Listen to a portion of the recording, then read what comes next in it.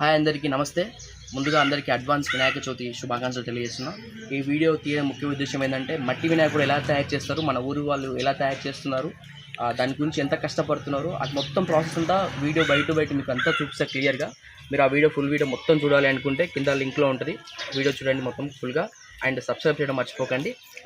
మానాజ్పేట కిలగల్పూర్ మండల్ మానాజ్పేట ఈ మట్టి విగ్రహాలు తయారు చేస్తున్నాం. ఇది 5.5 ఫీట్లు ఉంటుంది. రకాలు ఉన్నాయి మనకి కావాల్సినవి. ఒకటి ఎలక మీద ఉంది, ఒకటి ఎలక మీద ఉంది. ఫ్రంట్ సైడ్ అయిపోయింది. తీసుకొని బ్యాక్ తీసుకుంటున్నాం. బ్యాక్ సైడ్ పార్ట్ ఇది వచ్చేసి టైం తొందరనే అవుతుంది.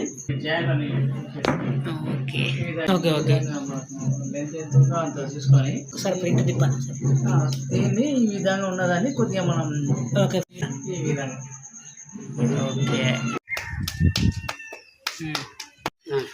ఇప్పుడు చేసేది ఓకే నువ్వు చెయ్యి. నాకు ఇది తప్పలేదు అనమాట.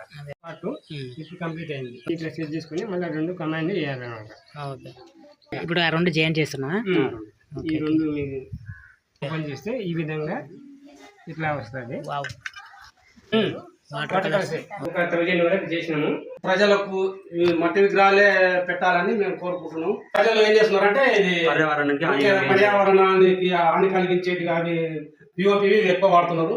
ఈ మట్టివే ఎక్కువ యూజ్ చేయాలని మేము కోరుకుంటున్నాం. అది బిర్యానీ కూడా ఇది అన్నం వండుకొని ఎందుకంటే కూరగాయలు రైస్ పెట్టుకోవచ్చు, కర్రీ చేసుకోవచ్చు, బిర్యానీకి అన్ని ఐటమ్స్ యూజ్ చేసుకోవచ్చు.